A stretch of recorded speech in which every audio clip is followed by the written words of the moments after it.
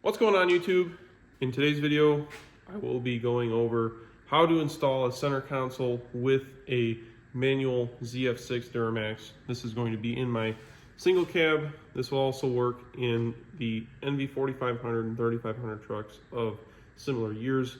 For anybody who is interested in buying the retrofit shift kit, this is basically what you're looking at. These are the parts, and it came from Silverado remote shifters. So there are install videos from this guy on YouTube, but there are none in a ZF6 truck because he has not put one in a ZF6 truck. So I contacted him seeing if he knew whether it would fit or not. He said he's not sure. So I'm gonna go ahead and install it and basically see if it fits. So here's the truck. Obviously, first off, I'm gonna be pulling the seats out of it, and then I have the center console over here. Basically what you're gonna do is you're gonna strip all the plastic off of it, all the trim, and then you're gonna take out the factory sub and potentially the ductwork. I don't know if I have to take it out yet, but I'm gonna find out real soon. And then you're gonna have to shave out some of the plastic molding in the center here, because the shifter will now be relocated into the cup holder. So with the seats pulled out, the first piece that we threw in was the adapter that goes onto the shift tower. The goal of this is to get it pretty much perpendicular with the dash, because it wants to shoot straight out where the mount will be, which is going to be pretty much right here next to the HVAC ducting in the floor. So from there, we're going to go ahead and grab a couple other parts and get it mocked up, and then we'll be able to throw the center console on it to see how well it lines up with the shift assembly.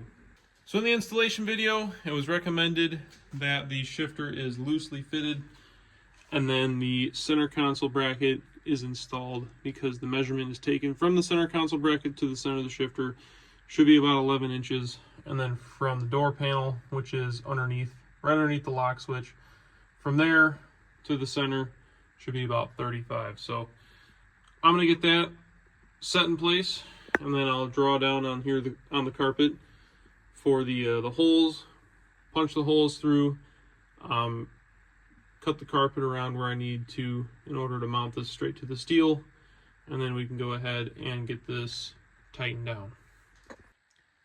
As you can see, I have the center console all mocked up in here. Did have to take the four-wheel drive shifter out. That needs to be modified.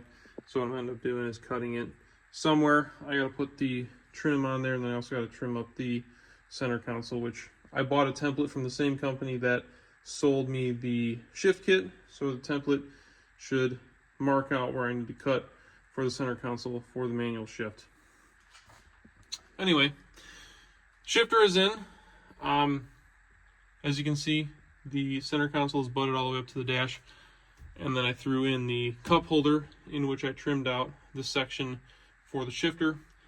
The only thing that the ZF6 differs from the other manual transmission is the NV 4500 and 3500, is the reverse and first gate is all the way to the left. So I ended up mounting this about 34.5, probably could have went 34.25 off of the door, and as you can see by the movement here, first and reverse gate is very close to the edge of the cup holder. It's not touching, but it is very close. So I do need to trim up a little bit more down there in the dash, because the nut, or in the center console, because the nut is smacking. That is what is hitting, but it is not the shifter itself. So 34.25, maybe 34, it's probably the magic number. All the way up here in sixth gear, it's not touching anywhere close to the cup holder, so there's plenty of room there. I may even move it over a little bit more that way, just in case, but it does work. And with that, I could probably start cleaning up and assembling this center console and actually getting it all the way in.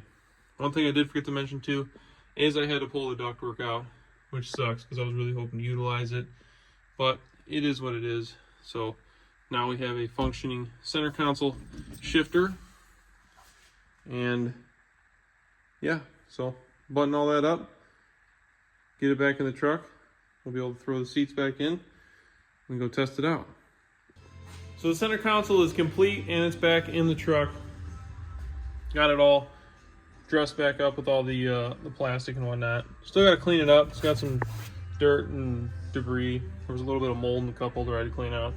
Which I'm going to go over the boot real quick in a second, but I want to go over the four-wheel drive shifter first. So the template I had, it basically just overlays this section here and it shows you where you need to cut it out at.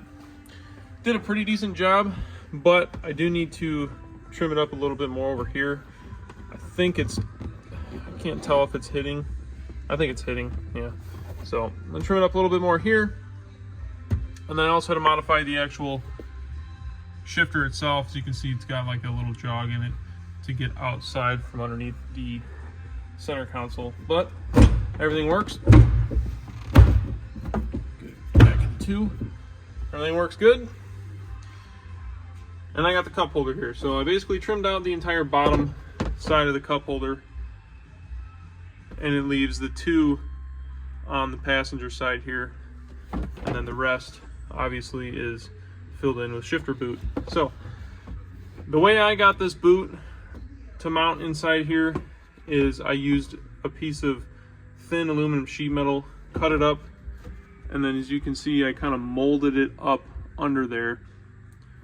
Now if you're going for the cheaper end of things, you could probably just take a license plate, cut it up and bend it around the inside, and then I just took some short, very short screws and ran it through the side of the cup holder.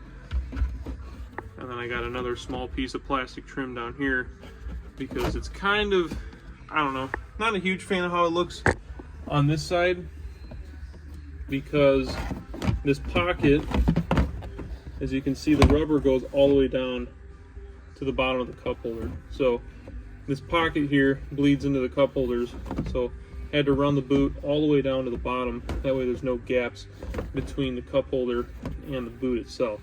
So now that that's all mounted up, what I was instructed to do was basically electrical tape around the boot and the shift knob.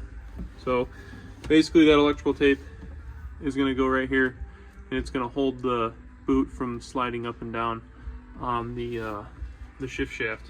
And then after that, place that in there, be able to tuck the boot down in, and it's going to look something like that. Once the cup holder snapped into place, that's going to be pretty much what it's going to look like. And I also found that I didn't really have to trim any more out of the center console. I just swapped which end the bolt head was on, so now everything clears. And then I also tightened the bolts up down there. Not too tight because you still want the shifter to move, but I'll give you a real quick tuck that down there. So this is obviously neutral here. Past the gate, up into reverse, first, second here, third, fourth, fifth, and over here, sixth. So cycles through all the gears, and the nice part about this kit is it essentially turns your shifter into a short shift, in a way, I should say. So not as long as shifts anymore. Very sturdy. Definitely like the design. So I'm gonna go ahead and I'm gonna wrap it up the rest of the way, and I'll show you guys what it looks like completely done. So the center console install is officially complete. Only thing I'm missing is this top mat here, which didn't come with the center console, unfortunately, so I have to source one of those. But this is pretty much the finished product. We've got the seats installed. In a separate video, I'm going over the entire interior, but in this video, we're just doing the center console install. So I went ahead and trimmed up a little bit more around the four-wheel drive shifter. It's a lot more snug now. And then this is what the cup holder all the way down installed looks like.